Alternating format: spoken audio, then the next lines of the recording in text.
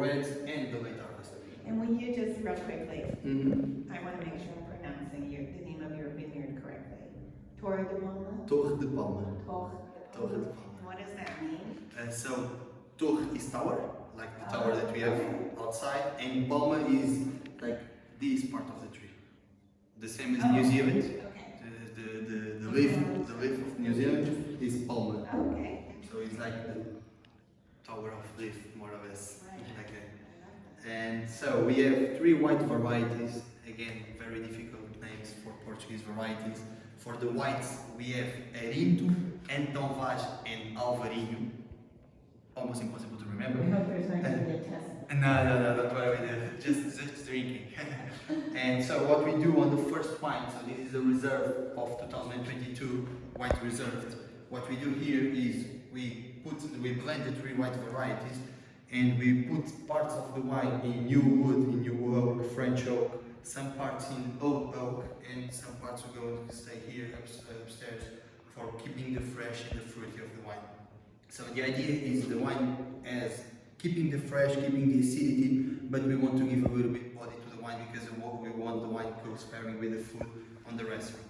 That's the idea for the first one. The second one only has 2 of the 3 white varieties, is Erinto and Alvarinho, doesn't have Entonvaz, and what we have here is 2 huge acidity white varieties. So the idea is when we try this wine, we are never saying it's from Alentejo, because here it's very hot during the summer, and when you try this with a huge acidity, we are going to say this is for a cold climate, not a hot climate. It's a very good wine with seafood, but also with a hot day during the pool with a good friend. You just need this one. And the last one, the reserve of the family. So here we only produce 4,000 bottles. Here we produce 1,024 bottles.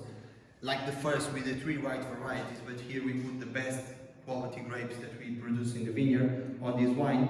And it's a wine that's going to age 1 year inside of the wood, always new wood. So the 8 barrels that we still have downstairs is for this wine. It's a wine from 2018. And what we do here, we don't want to keep the typical fruity for the white wine. We want the flavors of the aging process. So we want like flavors like honey, nuts.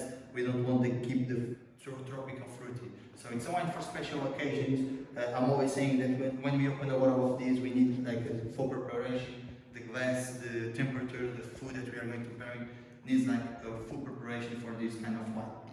The rosé is 50% Torre Nacional and 50% Tinta Miúda, 2 Portuguese varieties, red varieties, and 50% of the wine goes to the barrels. So 50% on the barrels, 50% stays here upstairs because we don't want the flavor of the wood will impact a lot to wine. It's the most versatile wine that we have here, so it's a wine that goes very good with spicy food, with pizza, with salad, almost every food. Normally when we don't know which kind of food we're going to pairing with wine, the rosé is always the best option.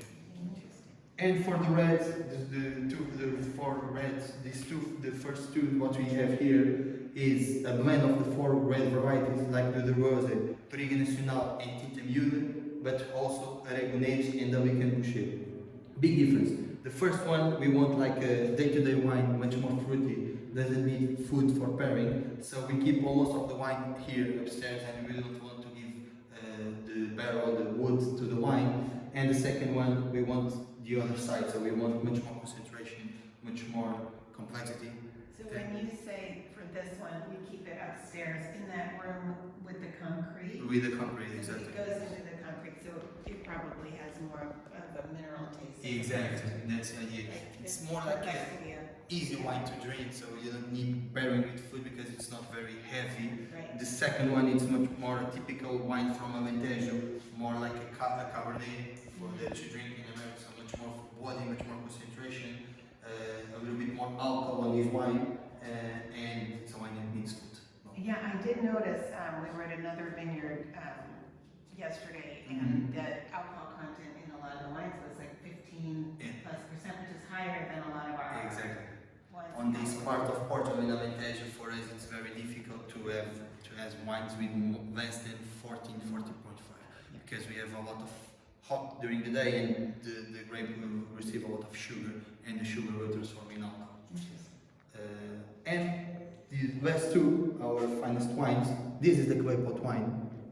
So interesting. just the label is incredible because this was a painting that was found. If you want to touch to feel the. Oh yeah, it's all beautiful. boxed. It's beautiful, exactly. Beautiful. It was a painting afresh that was found here on the Romans, like the Romans, how do you call that? Like I'm not in the word now.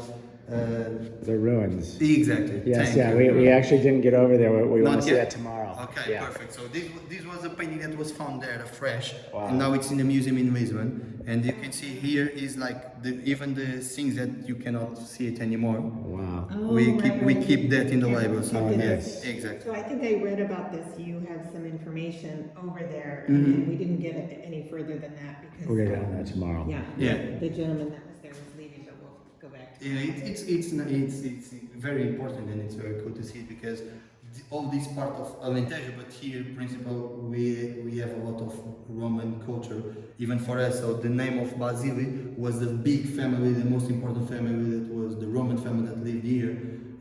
And we also, for the rose, we try to do like a coin, a typical Roman coin.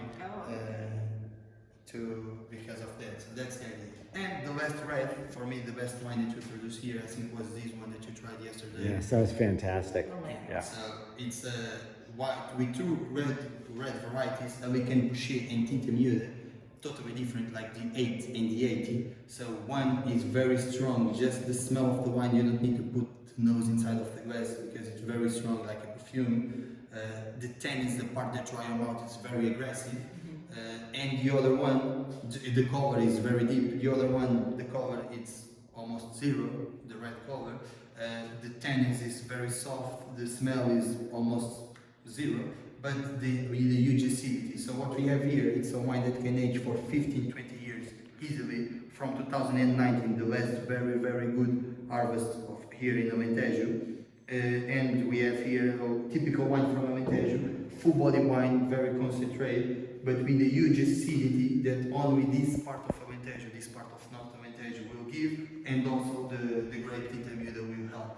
So it's a wine for keep in the winery for 15, 20 years. Nice. And all of these are made from your grapes from this property? Just or from this property, 7 hectares. Just from the 7 hectares, which is a really small vineyard compared to, some of the larger vineyards. So it's more of a cult wine then.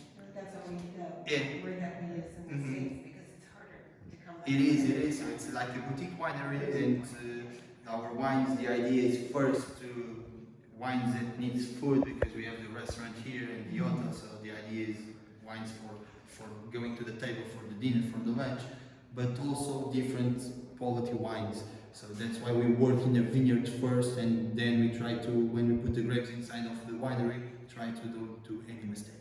And then quick question, because you said that each one of the grapes is put into the barrel and never mixed with another grape in a barrel. Yeah, so we mix after the barrels. After. Is that how they do it like in Napa, or do they mix in the barrel? Normally, like the culture of blending wines, the idea is we blend in the final part, so just before we bottle the wines. There are some wineries, even in Portugal, that like to blend in the fermentation or also in the barrel. But here we only put some like blends on the big ones, the big barrels in the tonnage. On the typical barrels, we put everything separate and we mix at the end. So do you basically do like an experiments to get the right amount of each one and all sit around and determine? Yeah, that's the idea. First, we already know, we know which part of the vineyard has the best Italian Boucher or the best Touriga. So we know more or less this part goes to the best wines, and we try to put the best wood, the best barrels for that wines.